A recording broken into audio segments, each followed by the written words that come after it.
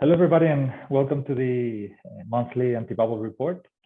We just finished 2021. It's been a truly extraordinary year, and we are starting 2022 with many questions, many challenges. But I do believe it's important, perhaps, to take a step back and have a view at the big picture. And in that sense, I wanted to share with you the AntiBubble contrarian framework. And this idea that monetary and fiscal policies without limits do not solve problems. What's really happening here is several things. The first thing is we are kicking the can on the road. We are delaying problems. We are effectively printing money to spend more and borrow from the future. And this is something that creates intergenerational issues.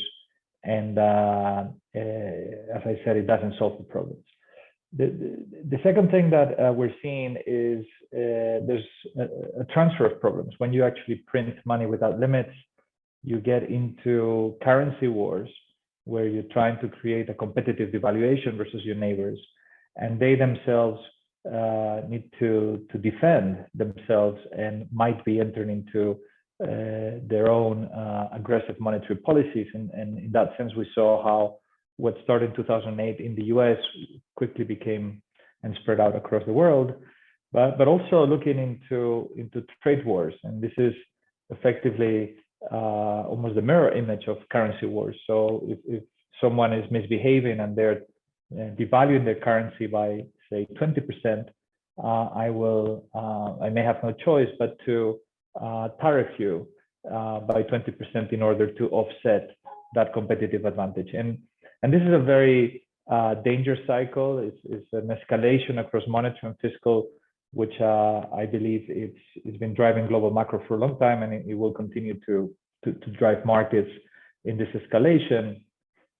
And the third thing that's happening is we are effectively transforming problems. So you are turning structural issues into different things, and one of those issues is we're transforming effectively bubbles or weakness into inflation by printing money.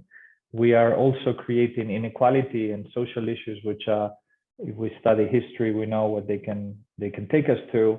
And this transformation of problems is very dangerous. It's very much at the core of what's been happening, and eventually take us to this fourth dimension, which is they enlarge the problems. So by trying just to delay, transfer, and transform the problems, we find ourselves with much larger problems than we started, such as bubbles that are too big to fail, and the situation of what I think we're heading into, which is economic stagflation, the combination of lack of growth, stagnation, and higher prices. So this is the big picture. The past 18 months since the COVID crisis, when our strategy was amongst the best in the world, and something that we've achieved during pretty much every crisis. The last 18 months have been extraordinarily difficult for defensive and anti-bubble strategies in general, and ours in particular. But I think it's important to stress that the thesis, our contrarian framework, has not only survived, it has actually been reinforced. We're in that sense, as we head into 2022, we believe that strategies like Igneo might be well positioned to what we think might be ahead. So with that, I conclude this section, and I welcome you guys to join the next sections where we'll be discussing critical drivers of global macro. Thank you.